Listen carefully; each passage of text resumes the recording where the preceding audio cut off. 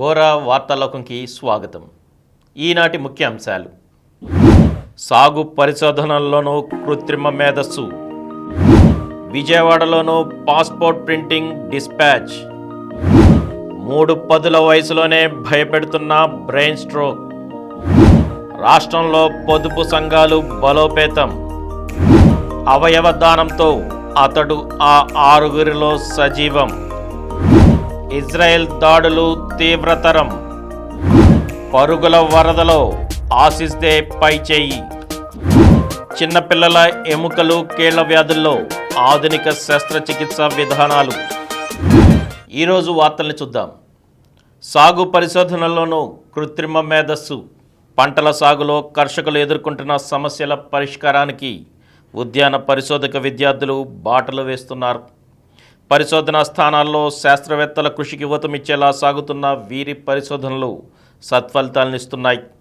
చీడపీడల నివారణ, వంగడాల అభివృద్ధితో పాటు కృత్రిమ మేధస్సు ద్వారా పంట కీటకాల వర్గీకరణ, గుర్తింపు, నానో జీవ రసాయనాల ద్వారా కీటకాల నియంత్రణ చర్యలు, మార్కర్ టెక్నాలజీ ద్వారా పరమాణు స్థాయిలో అంచనా వేయడం వంటి నూతన ఆవిష్కరణలు, పలు రకాల సాగు సమస్యలకు చక్కటి పరిష్కార మార్గాలను వారు చూపిస్తున్నారు. సంప్రదాయ పంటలతో పాటు సంప్రదాయేతర పంటలైన avocado, strawberry, golden berry, chia, lisianthus, tulips వంటి పంటలను మన వాతావరణానికి అనుకూలంగా లాభసాటి సాగుకున్న అవకాశాలను విశ్లేషిస్తున్నారు. విజయవాడలోనూ పాస్పోర్ట్ ప్రింటింగ్ డిస్పాచ్. 2024 జనవరి నుంచి విజయవాడలో కొత్త ప్రాంతీయ పాస్పోర్ట్ కార్యాలయాన్ని ప్రారంభిస్తున్నట్టు ప్రాంతీయ పాస్పోర్ట్ అధికారి శివహర్ష వెల్లడించారు. విజయవాడ ప్రాంతీయ పాస్పోర్ట్ కార్యాలయం అధికారులతో శనివారం ఆయన సమన్వయ సమావేశం నిర్వహించి అనంతరం మీడియాతో మాట్లాడారు. ఇప్పటి వరకు విజయవాడ ప్రాంతీయ పాస్పోర్ట్ కార్యాలయం సేవా కేంద్రంగా ఉందని, గవర్నర్పేటలోని ఏజీ ఆఫీస్ కాంప్లెక్స్లో వచ్చే జనవరి నుంచి ప్రారంభించే కొత్త ప్రాంతీయ పాస్పోర్ట్ కార్యాలయం విస్తృత సేవలు అందించనుందని తెలిపారు. ప్రస్తుతం విశాఖపట్నం ప్రాంతీయ కార్యాలయంలోనే పాస్పోర్ట్ ప్రింటింగ్ సౌలభ్యం ఉందని, ఇకపై విజయవాడ నూతన కార్యాలయంలోనూ ఈ సేవలు అందుబాటులోకి వస్తాయని తెలిపారు. పాస్పోర్ట్ ప్రింటింగ్, డిస్పాచ్లతో పాటు అడ్మినిస్ట్రేషన్, పాలసీ సంబంధిత సేవలను విజయవాడ కార్యాలయం అందిస్తుందని ఆయన తెలిపారు. రాష్ట్రంలో పొదుపు సంఘాలు బలోపేతం. రాష్ట్రంలో పేదింటి మహిళల్లో ఆర్థిక భద్రత తొణికిసలాడుతోంది. లక్షల సంఖ్యలో ఉన్న పొదుపు సంఘాలు ప్రస్తుతం ఒక్కొక్కరికి 2-3 లక్షల రూపాయల చొప్పున అప్పులిచ్చే స్థాయికి ఎదిగాయి. ఒక పక్క ఈ సంఘాల మహిళలు బ్యాంకుల నుంచి తీసుకునే రుణాలను సద్వినియోగం చేసుకుంటూనే, మరోపక్క వేరుగా పెద్ద మొత్తంలో అంతర్గత రుణ వ్యవస్థను పెంపొందించుకున్నాయి. ప్రభుత్వం కల్పించే ప్రోత్సాహంతో ఏడాదిన్నరగా అంతర్గతంగా మినీ బ్యాంకుల తరహా రుణ లావాదేవీలు సాగిస్తుండటం ఆహ్వానించదగిన పరిణామమని ఆర్థిక రంగ నిపుణులు ప్రశంసిస్తున్నారు. రాష్ట్రంలో గ్రామీణ ప్రాంతాల్లో 8,45,374 స్వయం సహాయక పొదుపు సంఘాలు ఉండగా, కేవలం ఆగస్టు, సెప్టెంబర్, అక్టోబర్ నెలల్లో 4,39,000 సంఘ పొదుపు నిధి నుంచి 866 కోట్ల రూపాయలు అంతర్గతంగా రుణాలు ఇచ్చాయి.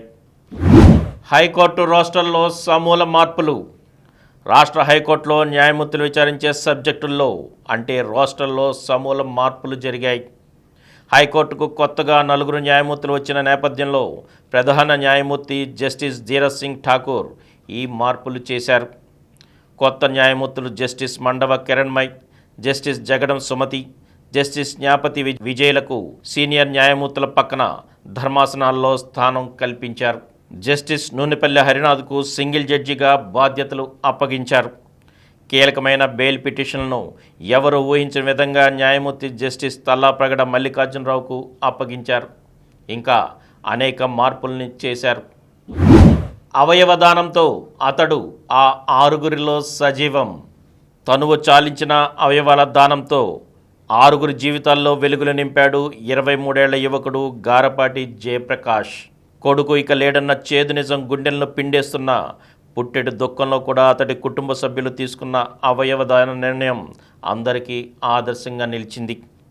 వివరాల్లోకి వెళితే కృష్ణా జిల్లా మొవ్వ మండలం చినముత్తేవి గ్రామానికి చెందిన గారపాటి జయప్రకాష్ రోడ్డు ప్రమాదానికి గురయ్యాడు.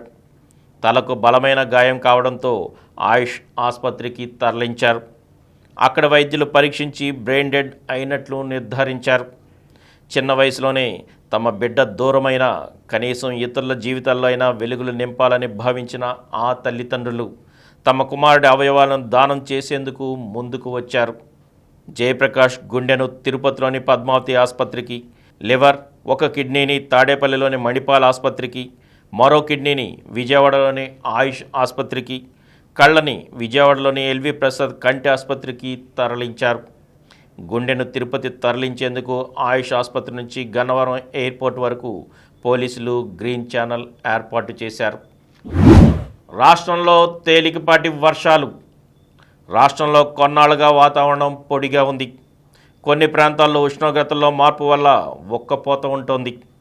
తాజాగా గాలుల దిశ మారిన కారణంగా తూర్పు ఆగ్నేయ గాలులు రాష్ట్రంపై ప్రభావం చూపుతున్నాయి. దీంతో ఉష్ణోగ్రతలు తగ్గుముఖం పడుతున్నాయి. అదే సమయంలో తేలికపాటి జల్లులు లేదా వర్షాలకు ఆస్కారం ఉందని భారత వాతావరణ శాఖ శనివారం ఓ నివేదికలో తెలిపింది.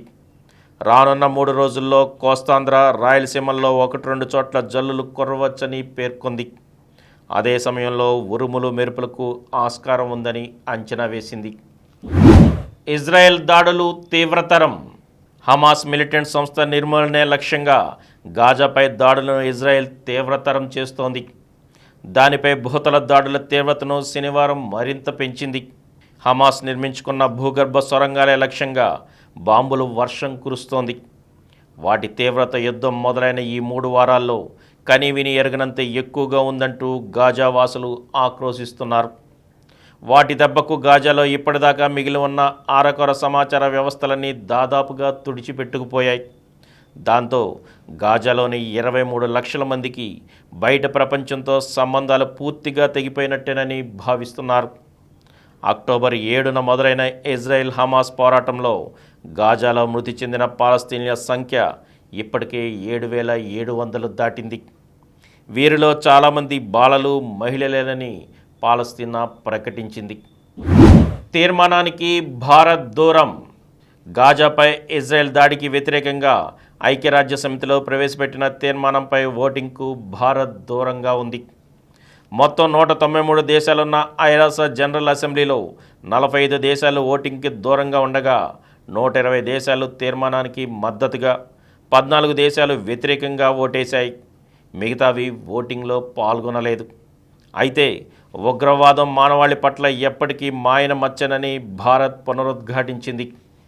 ఐరాసలో జోర్డాన్ ప్రవేశపెట్టిన తీర్మానంలో హమాస్ పేరును ప్రస్తావించినందుకే దానిపై ఓటింగ్కు భారత్ దూరంగా ఉన్నట్లు సమాచారం. ఇజ్రాయెల్, అమెరికా తదితర దేశాలు తీర్మానానికి వ్యతిరేకంగా ఓటేశాయి.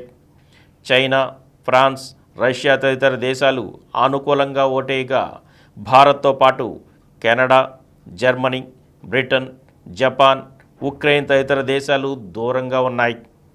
తీర్మానానికి కెనడా ప్రతిపాదించిన కీలక సవరణకు భారత్ మద్దతునిచ్చింది. ఇజ్రాయెల్పై హమాస్ దాడిని, 100 మందిని బందీలుగా తీసుకోవడాన్ని ఏకగ్రీవంగా ఖండిస్తున్నాం. వారిని తక్షణం విడుదల చేయాలని డిమాండ్ చేస్తున్నామని తీర్మానంలో చేర్చాలని భారత్ కోరింది. 3/2 మెజారిటీ రాకపోవడంతో సవరణ ఆమోదం పొందలేదు. పరుగుల వరదలో ఆసీస్దే పై చేయి. ఆస్ట్రేలియాతో మ్యాచ్లో న్యూజిలాండ్ విజయ లక్ష్యం 389. ఇంత భారీ స్కోరు చూడగానే సాధారణంగా ఛేదన చేసే జట్టు మానసికంగా ముందే ఓటమికి సిద్ధమవుతుంది. కానీ న్యూజిలాండ్ తల వంచకుండా చివరి వరకు పోరాడింది. ఒకవైపు వికెట్లు పడుతున్నా మరోవైపు జోరు తగ్గించలేదు. చివరకు ఆఖరి ఓవర్లో 19 పరుగులు చేయాల్సిన స్థితి వరకు మ్యాచ్ని తీసుకొచ్చింది. ఇక్కడ అవకాశం ఉన్న ఆస్ట్రేలియా అద్భుత ఫీల్డింగ్తో కివీస్ను నిలువరించడంలో సఫలమైంది. బౌండరీని దాటగలిగే 2 బంతులను మెరుపు వేగంతో దూసుకెళ్లి ఆపడంతో పాటు రెండో పరుగు కోసం చేసిన ప్రయత్నాన్ని రన్అట్తో పడగొట్టింది. దాంతో ఆఖరికి 5 పరుగుల తేడాతో గెలిచి ఆస్ట్రేలియా ఊపిరి పీల్చుకుంది. రచిన్, నీషంల పోరాటం చివరకు వృధా అయింది. అంతకుముందు తన తొలి ప్రపంచ కప్ మ్యాచ్లో హెడ్ మెరుపు సెంచరీ, వార్నర్ దూకుడు వెరసి ఆసీస్కు భారీ స్కోరును అందించాయి. వరల్డ్ కప్లో వరుసగా రెండో రోజు అభిమానులకు ఉత్కంఠభరితమైన మ్యాచ్ చూసే అవకాశం దక్కగా ఈ మ్యాచ్లో ఇరు జట్లు కలిపి చేసిన 771 పరుగులు ప్రపంచ కప్ చరిత్రలో అత్యధిక మొత్తం కావడం విశేషం. చిన్నపిల్లల ఎముకలు, కీళ్ల వ్యాధుల్లో ఆధునిక శస్త్రచికిత్సా విధానాలు. వాసవ్య నర్సింగ్ హోంలో 1243వ ఆరోగ్య సదస్సు. పిల్లల్లోనైనా పెద్దల్లోనైనా ఎముకలు, కీళ్లకు సంబంధించిన వ్యాధులు, బాధలు దాదాపు ఒకటేలాగా అనిపిస్తాయి. కానీ పిల్లల ఎముకల, కీళ్లకు సంబంధించిన వ్యాధులకి, బాధలకి సర్జరీలు, చికిత్సలు వేరువేరుగా ఉంటాయి. ఈనాడు చిన్నపిల్లలకు సంబంధించిన ఆర్థోపెడిక్స్ చికిత్సా విధానాలు సరికొత్తవి వచ్చాయి. వాటి గురించి అవగాహన అత్యంత అవసరమని ప్రముఖ ortho surgeon doctor BV Gurunath Sharma పేర్కొన్నారు. వాసవ్య నర్సింగ్ హోంలో డాక్టర్ సమరం అధ్యక్షతన శనివారం జరిగిన ఆరోగ్య సదస్సులో ఆయన చిన్నపిల్లల్లో ఎముకలు, కీళ్ల వ్యాధుల్లో ఆధునిక శస్త్రచికిత్స విధానాల అంశంపై ప్రసంగించారు. ఆయన మాట్లాడుతూ చిన్నపిల్లల్లో వచ్చేటటువంటి ఎముకలు, కీళ్లకు సంబంధించిన బాధలు metabolic development, congenital, traumatic, infectious, neoplastic, neurovascular తరగతులకు చెందినవై ఉంటాయన్నారు. ముఖ్యంగా పాదాలు, తొంటి ఎముక కీళ్ళు, మోకాలు కీళ్ళు, వెన్నుపూసలు, మోచేయి కీళ్లకు సంబంధించిన సమస్యలు ఎక్కువగా ఉంటాయన్నారు. చిన్నపిల్లల్లో పడినప్పుడు ఎముకలు మెత్తగా ఉండటం వల్ల విరగకపోయినప్పటికీ వంకరగా మారతాయన్నారు. వాటిని గమనించి వెంటనే సరిదిద్దకపోతే బిడ్డ ఎదుగుతున్న కొద్దీ ఆ వంకర మరింత వంకరగా మారి మరింత ఇబ్బంది పెడుతుందన్నారు. చేతుల్లో కానీ కాళ్లలో కానీ పుట్టుకతోనే కొన్ని వంకర్లు ఏర్పడతాయని, వాటిని మొదట్లోనే గమనించి చికిత్స చేయాలన్నారు. అటువంటి వాటిల్లో క్లబ్ ఫుట్ అనేది ఎక్కువ అన్నారు. ఇందులో పాదం మెలికి తిరిగి ఉంటుందని, దాన్ని ముందే గమనించి సరిగ్గా పెట్టి ప్లాస్టర్ వేసినట్లయితే తేలికగా మామూలైపోతుందన్నారు. దాన్నే నిర్లక్ష్యం చేస్తే సర్జరీ చేయవలసి వస్తుందన్నారు. అలాగే ఫ్లాట్ ఫుట్ విషయంలోనూ మొదట్లోనే జాగ్రత్త వహించాలన్నారు. కాళ్ల వేళ్లకు సంబంధించిన సమస్యలు కూడా ముందుగా సరిదిద్దకపోతే వంకరుగా ఎదుగుతాయన్నారు. రికెట్స్ వ్యాధిని తొలి దశలోనే గుర్తించి మందులు వాడితే కాళ్ళు వంకర్లు లేకుండా అవుతాయని, అందరిలాగానే తయారవుతారని అన్నారు. కొందరు పిల్లలకి చిన్నతనంలోనే తల ఒక ప్రక్కకి వంగి ఉంటుందని, దాన్ని చిన్న వయసులోనే సరిదిద్దితే సరిపోతుందని, లేని పక్షంలో సర్జరీ చేయవలసి వస్తుందని అన్నారు. పిల్లల అంగవైకల్యాల విషయంలో పెద్దలు నిర్లక్ష్యంగా ఉంటే తర్వాత వాళ్ళు బాధలకు గురవడమో, మానసికంగా కృంగిపోవడమో ఉంటుందన్నారు. చిన్నపిల్లల విషయంలో ఆర్థోపెడిక్స్లో అత్యాధునికంగా వచ్చినటువంటి పురోగతిని పెద్దలు తెలుసుకోవాలని అన్నారు. డాక్టర్ మారు వందన సమర్పణ చేశారు. 3-10 వయసులోనే బ్రెయిన్ స్ట్రోక్ ఎందుకని? ఒకప్పుడు 50 ఏళ్లు దాటిన వారికి పక్షవాతం వచ్చే అవకాశం ఎక్కువగా ఉండేది. కానీ మారిన అలవాట్ల రీత్యా ఇప్పుడు 3-10 వయసులోనే ఈ బ్రెయిన్ స్ట్రోక్ భయపెడుతోంది. ఇది ఎలాంటి ముందస్తు సూచనలు లేకుండా వస్తుందని వైద్యులు చెబుతున్నారు. రక్త ప్రసరణలో అవరోధం, నరాలు చిట్లడం బ్రెయిన్ స్ట్రోక్కి ప్రధాన కారణాలు. మెదడుకు ఆక్సిజన్, పోషకాలను తీసుకెళ్లే రక్తనాళాలు చిట్లిపోవడం, రక్త ప్రసరణకు అంతరాయం ఏర్పడటం వలన మెదడులోని ఆ భాగం కణ మరణానికి దారితీసి స్ట్రోక్కి గురవుతారు. ఇలా కాకుండా ముందస్తు జాగ్రత్తలు తీసుకోవడం, ఒకవేళ వస్తే 4.5 గంటలలోపే ఆసుపత్రికి చేరుకోవడం కీలకమని వైద్యులు సూచిస్తున్నారు. అసలు ఇది ఎవరికి వస్తుందో చూద్దాం. బీపీ, మధుమేహం అదుపులో లేని వారికి, అధిక కొలెస్ట్రాల్, ఒబెసిటీ ఉన్నవారికి, గుండె జబ్బులు ఉన్నవారికి, కుటుంబ సభ్యుల్లో స్ట్రోక్ వచ్చిన వారికి, స్మోకింగ్, ఆల్కహాల్ అలవాట్లు ఉన్నవారికి. మరి ఏం చేయాలో తెలుసుకుందాం. క్రమం తప్పకుండా మందులు వాడుతూ రక్తపోటు, మధుమేహాన్ని అదుపులో ఉంచుకోవాలి. జీవన శైలిని మార్చుకొని వ్యాయామం, యోగా వంటి వాటిపై దృష్టి పెట్టాలి. ఆల్కహాల్, సిగరెట్ మానుకోవాలి. ఆహారపు అలవాట్లలో మార్పులు చేసుకోవాలి. ఒకసారి స్ట్రోక్ వచ్చిన వారు రెండోసారి రాకుండా మందులు సక్రమంగా వాడటం, బీపీ, మధుమేహం నియంత్రణలో ఉంచుకోవడం తప్పనిసరిగా చేయాలి. అవసరమైతే వైద్యుల సూచన మేరకు రక్తం పలుచబడే మందులను వాడాలి. ఇప్పుడు కొన్ని సంక్షిప్త వార్తలను చూద్దాం. త్వరలో ఫార్మసీ కౌన్సిలింగ్. ఫార్మసీ కళాశాలల అనుమతి పొడిగింపునకు ప్రభుత్వం అంగీకరించిందని, రాష్ట్రంలోని బి ఫార్మసీ, ఫార్మా డి కోర్సుల ప్రవేశాల షెడ్యూల్ను త్వరలోనే విడుదల చేస్తామని సాంకేతిక విద్యాశాఖ కమిషనర్, అడ్మిషన్ల కన్వీనర్ చదలవాడి నాగరాణి శనివారం తెలిపారు. విజయవాడ నుంచి ఢిల్లీకి అమృత్ కలష్ ప్రత్యేక రైలు. నా భూమి నా దేశం ప్రచారంలో భాగంగా శనివారం విజయవాడ రైల్వే స్టేషన్ నుంచి దేశ రాజధాని ఢిల్లీకి అమృత్ కలష్ యాత్ర ప్రత్యేక రైలు బయలుదేరింది. అమెరికా కాల్పుల నిందితుని ఆత్మహత్య. అమెరికాలో 2 రోజుల క్రితం విచ్చలవిడి కాల్పులతో 18 మందిని పట్టనబెట్టుకున్న హంతకుడు రాబర్ట్ కార్డ్ మరణించాడు. కాల్పుల ఘటన జరిగిన లిస్బన్కు సమీపంలోనే శుక్రవారం రాత్రి అతని మృతదేహాన్ని పోలీసులు స్వాధీనం చేసుకున్నారు. రాబర్ట్ కాల్చుకొని చనిపోయినట్టు భావిస్తున్నారు. ఈజిప్ట్లో పలు వాహనాలు ఢీకొని 32 మంది మృతి. మొదటగా ప్రయాణికులతో వెళ్తున్న బస్సు రోడ్డు పక్కన నిలిపి ఉంచిన వాహనాన్ని ఢీకొట్టింది. ఆ వెనకే వస్తున్న కార్లు ఒకదానికొకటి ఢీకొట్టి మంటలు చెలరేగాయి. మొత్తం 29 వాహనాలు ప్రమాదంలో చిక్కుకోగా బస్సు సహా 6 వాహనాలు పూర్తిగా దగ్ధమయ్యాయి. ఘటనలో 32 మంది వరకు చనిపోగా మరో 63 మంది గాయపడ్డారు. దట్టంగా కురుస్తున్న మంచు కారణంగానే ప్రమాదం జరిగిందని అధికారులు అంటున్నారు. నేడు ఇంగ్లాండ్తో వరల్డ్ కప్ మ్యాచ్. తీవ్ర ఒత్తిడిలో డిఫెండింగ్ ఛాంపియన్ ఇంగ్లాండ్. ముగిసిన ఆసియా పారా క్రీడలు. 111 పతకాలు, 5వ స్థానంతో భారత్ ఘనత. బంగ్లాకు నెదర్లాండ్ షాక్. 87 పరుగుల తేడాతో డచ్ విజయం. హాకీలో భారత్కు మరో విజయం. భారత అమ్మాయిల హాకీ జట్టు ఎదురులేని ప్రదర్శనతో దూసుకెళ్తోంది. ఆసియా మహిళల హాకీ ఛాంపియన్స్ ట్రోఫీ టోర్నమెంట్లో భారత్ 5-0తో మలేషియాపై ఘన విజయం సాధించింది.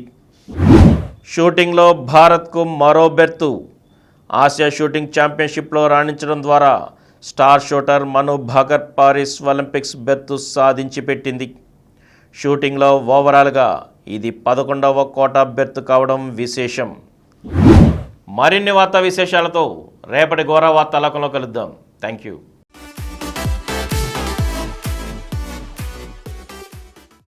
ప్రతిరోజు వార్తా విశేషాల కోసం అనతి కాలంలోనే 20 కోట్ల వ్యూస్ కు చేరువలో ఉన్న డాక్టర్ సమరం మల్టీ ఛానల్ నెట్వర్క్ సమర్పించు గోరా వార్తాలోకంకు సబ్స్క్రైబ్ చేయండి, లైక్ చేయండి, మీ ఫ్రెండ్స్ కి షేర్ చేయండి.